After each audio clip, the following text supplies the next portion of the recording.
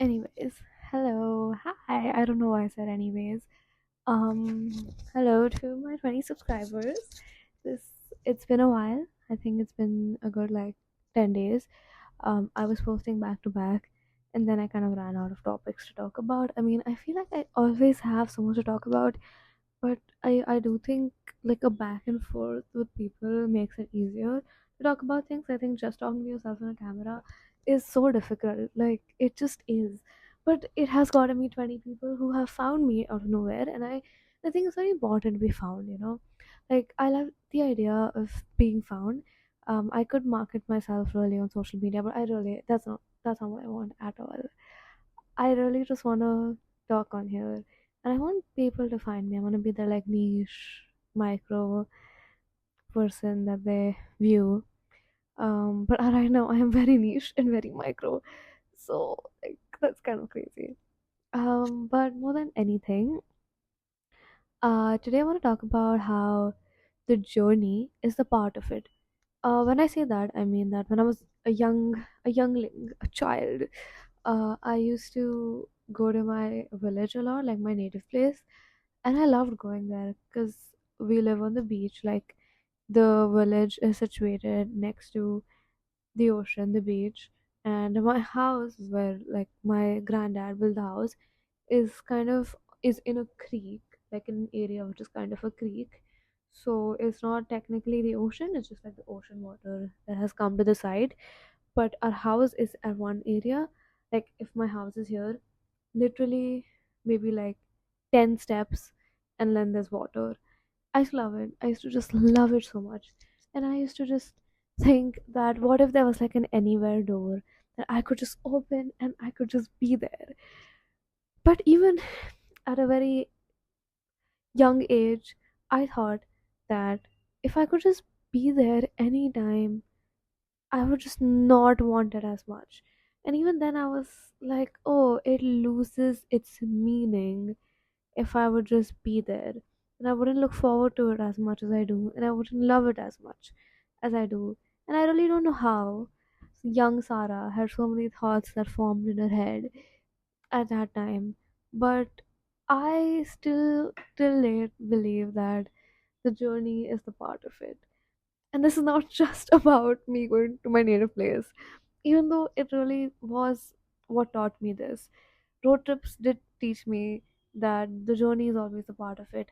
The anticipation, the wanting to be somewhere, the complications in the middle. Sometimes it's raining too heavily, sometimes the car breaks down, which stuff like that happens. But the journey is the part of it more than anything else. And when I say a part of it, I mean that we look at our goals and our ambitions and where we want to be in life. And sometimes we just want to reach there. We just want to go there. But once we reach there, we think about everything that made us reach to where we want to be. And somehow the destination loses its value for how you came there and the memories you made and the people you met and the things you endured is what becomes important. When we read a memoir of a person, we're never really truly reading about how amazing their life is right now. We're reading about all their hardships, all their failures, all the shit they went through to reach to where they are. And I guess it is human to want to see success stories, especially a very rags to riches thing. But the learning from that should never be that damn I want to be that person, I want to be up there, which is okay. Like you can want that for sure, but more than that, I guess it's the realization that life isn't same one for everyone, and that the most important part of life is not meeting your end goals, it's how you get there. Like for example, something basic like getting, oh, my lip gloss is looking great today. What? Why it's like shining?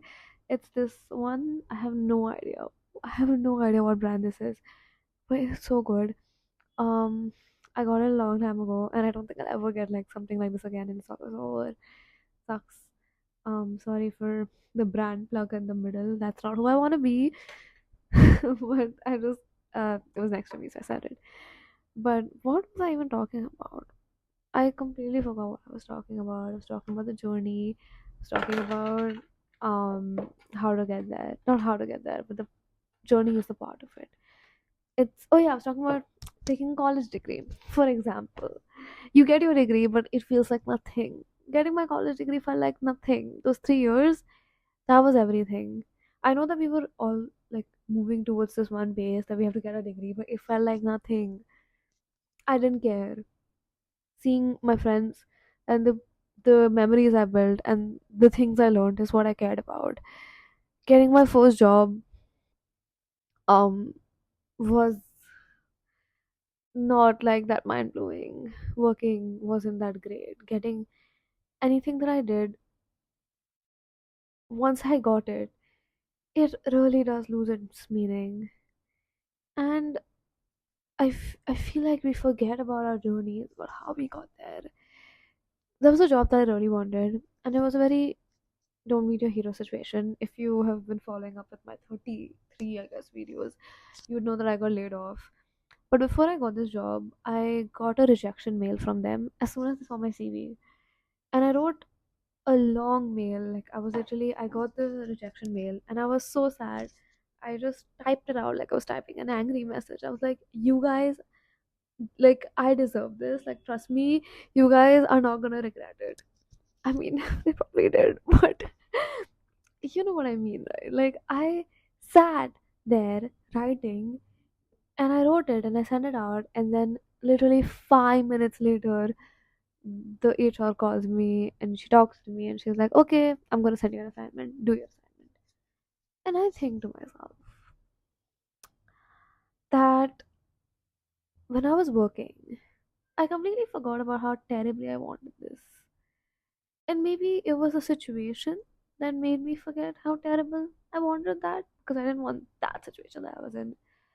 But it just made me realize that, like, after I got laid off, and made me realize that I didn't, I guess, give justice to the Sarah that wanted this so bad, you know?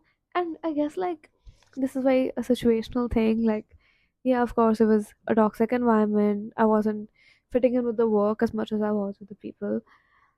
But I think for me, the story that I will always remember is how I said I rejected their rejection. But coming back to the journey being a part of it all, it's simple that if life gave you everything you wanted, whenever you wanted it, it would not have meaning to it. The idea is the process. The idea is falling in love with the process, and that's like something that like creative people always talk about. That it's never like the art at the end, but it's how you made that art. And I feel like that about everything. It's always the process that you fall in love with, the journey you fall in love with, more than the end goal. What I'm trying to say, basically, let me get to the point, is that the journey is a part of your life. You have to sit in the car for 6 hours to reach a place.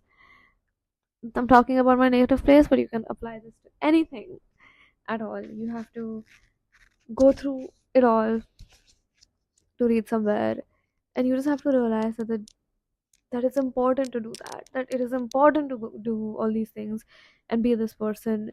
So yeah, I guess that's it. That's all I have to say. I feel like I keep saying this. I should do more research on my topics, but I don't do that. I just come here and talk, and I think I've gotten better at talking. So yeah,